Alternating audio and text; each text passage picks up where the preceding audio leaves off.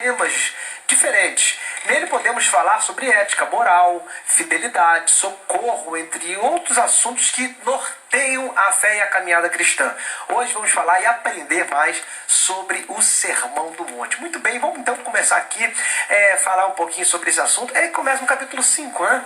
Vai até o 8, o 7, vai até o 8, 7.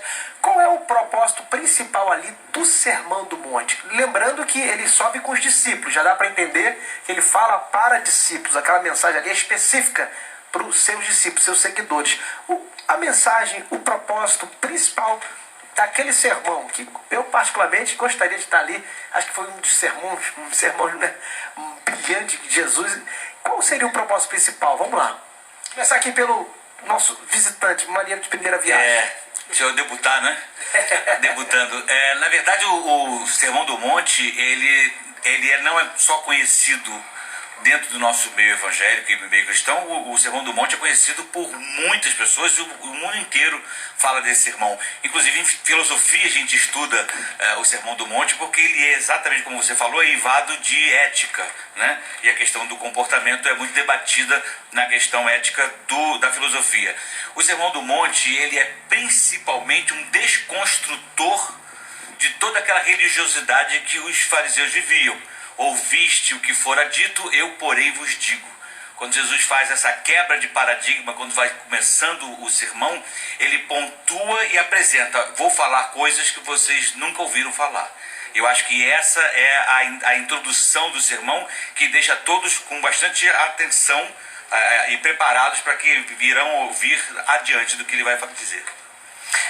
A questão é que o Sermão da Montanha, quando eu leio, todas as vezes que eu leio, eu vejo Cristo trazendo uma igualdade, querendo trazer todos para um mesmo patamar no que tange a servir, a conduzir, a levar a palavra do Senhor e a vida em entrega ao próximo. Ele também vai dizer, tem textos brilhantes no que tange a ser humilhado e ser exaltado pelo Senhor, os que choram porque serão alegres. Então, traz também um conforto ao coração daqueles que necessitam, estão desesperados.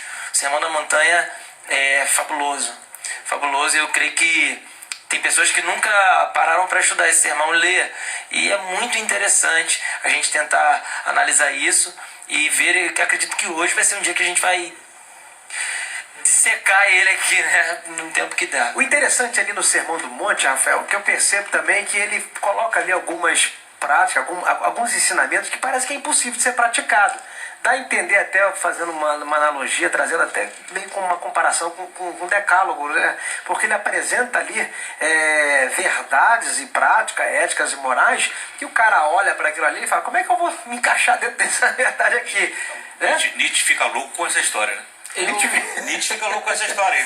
Se vocês estão dizendo que o evangelho é graça, isso que Jesus está fazendo aqui é muito maior, que aprofundou. É muito mais difícil seguir o que Jesus fala do que o que a lei judaica porque dizia. não basta matar, só ir cobiçar, só ir você ter ódio já é suficiente para você ser... Que na verdade é um aprofundamento tirando da superfície para aquilo que é efetivamente relevante lá no fundo.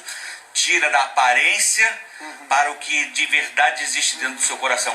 O Sermão do Monte. Será que o Sermão do Monte tem esse propósito, então, de revelar o pecado também do coração do homem, fazer um reflexo da nossa limitação, da nossa fraqueza? Eu faria algumas observações dentro daquilo que o irmão comentou a respeito do Sermão do Monte, porque o Sermão do Monte é notoriamente o sermão mais conhecido, menos entendido e menos praticado de todos os sermões de nosso Senhor Jesus Cristo. Para nós compreendermos de fato o que é o Sermão do Monte, precisamos fazer uma pergunta: o que não é o Sermão do Monte? O que o Sermão do Monte, quando Jesus ele propagou, Jesus não tinha pretensão de que ele fosse. Por esta razão também é muito mal compreendido. Por exemplo, Jesus nunca intentou fazer do Sermão do Monte uma regra de moral. Jesus nunca transformou o Sermão do Monte em um discurso moralista. Esse é o primeiro ponto. O segundo ponto é que o Sermão do Monte...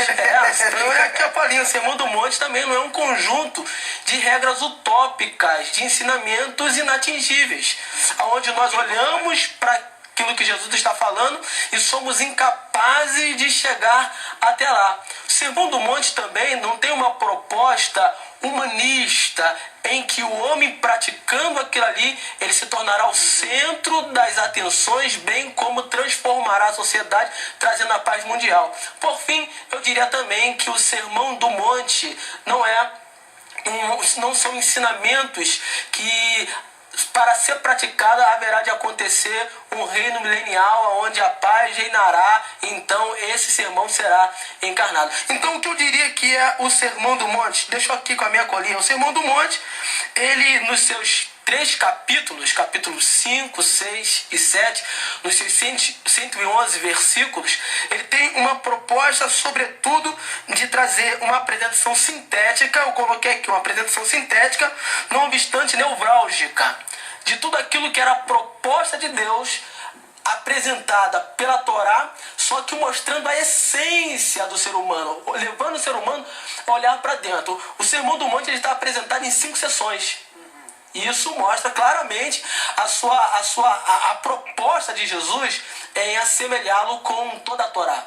Então o objetivo era mostrar ao homem quem ele é de fato e de verdade pelo lado de dentro. Por esta razão, o Sermão do Monte descortina o homem, ele penetra a realidade do ser humano para além daquilo que, como o pastor colocou, é aparência. Em segundo lugar, eu diria que o Sermão do Monte é a descrição clara da ética do reino de Deus. Isso é o Sermão do Monte, a descrição clara da ética do reino de Deus. Em terceiro, terminando aqui, o Sermão da Montanha expressa a verdade de tudo aquilo que é bom, agradável e perfeito, que está estritamente ligado com a vontade de Deus. Maravilha. Então, Armando, o Sermão do Monte é a mensagem do reino de Deus. Eu entrando nesse caminho, na verdade você consegue resumir o Sermão do Monte a partir das bem-aventuranças. Qual é a grande importância do Sermão do Monte? Primeiro, o Evangelho de Mateus é um evangelho que está sendo configurado para os judeus, e judeus da dispersão também. E existia uma situação muito clara com relação ao reinado de Cristo, Jesus como rei. E o Sermão do Monte, na verdade, ele inicia um prólogo do discurso do reino de Deus, do reino dos céus. É fato que quando você começa a ler o Sermão do Monte, ele tem à sua frente logo o Sermão da Montanha, ele dá logo as bem-aventuranças. E é importante dizer que Jesus Cristo está vindo de uma região, que é a Galileia, que era uma região não muito conceituada naquele local, e ao mesmo tempo, o final do capítulo 4, ele diz o seguinte, que Jesus ele observa uma grande multidão vindo pessoas de toda a região da Síria, região de Jerusalém e de outros arredores, como da Judéia. Isso quer dizer que havia um grande interesse sobre o que Jesus Cristo estava trazendo, não apenas pelo que ele falava, mas também pela demonstração de milagres. E o que está acontecendo ali, pela primeira vez, ele se separa com os seus discípulos, deixando a multidão num segundo plano, mas ela também fica como um ouvinte disso, é a declaração da Basileia Tonseu, do reino de Deus, do reino dos céus. E quando você divide os bem-aventuranças, você percebe que existe um agente nessas bem-aventuranças, dentro de um processo com o agente da passiva, mas que ele é discutido tanto no primeiro capítulo quanto no 11º, que ele começa a dizer o seguinte: e Jesus, vendo a multidão, subiu a um monte, assentando-se, aproximando-se dele, seus discípulos, e abrindo a sua boca, ele ensinava dizendo: bem-aventurados os pobres de espírito, porque deles é o reino dos céus. É o primeiro momento onde ele está dizendo o seguinte: os pobres de espírito, deles é o reino dos céus. Pobres de espírito também podem ser os que choram, também pode ser os mansos, porque são aqueles que têm fome, porque é uma característica de um choque entre reinos. O que Jesus está despojando ali é inclusive uma certa crítica à própria lei. A lei não conseguiu resolver todas essas questões. A lei não conseguiu promover dentro da realização religiosa todas essas questões. Ela não conseguiu resolver isso. E por fim, quando ele chega e fala dos limpos do coração, estes verão a Deus. Os 2 pontos iniciais das bem-aventuranças falam de um presente. bem-aventurados os pobres de espírito, porque deles é o reino dos céus. Entre o quarto e o nono capítulo, o nono versículo, ele fala sobre um aspecto futuro. Só que esse futuro ele tira o agente da passiva. Que agente da passiva é esse? É o mesmo Deus que ele está dizendo ali. Então todas essas esperanças, os vazios, as mágoas, eles serão constituídos onde? No reino. No reino de quem? No reino de Deus. Se você parar para pegar a partir do capítulo 6, quando termina a bem-aventurança, na verdade, já no capítulo 5, quando ele começa a falar aos discípulos dizendo que eles são o céu da terra e a luz do mundo, ele está constatando a cidadania do reino em relação à cidadania de um mundo que está completamente opaco. E de um reino que era aguardado pelos judeus, Exatamente. um reino de riqueza e de restauração física. Mas sobre uma outra característica, não a característica necessária com a qual os judeus acreditavam que viria. E isto, a partir daí, você começa a fazer uma leitura de um embate na visão cristã ante a visão moral, ante a visão da lei judaica, e é onde talvez Nietzsche não tenha se apercebido.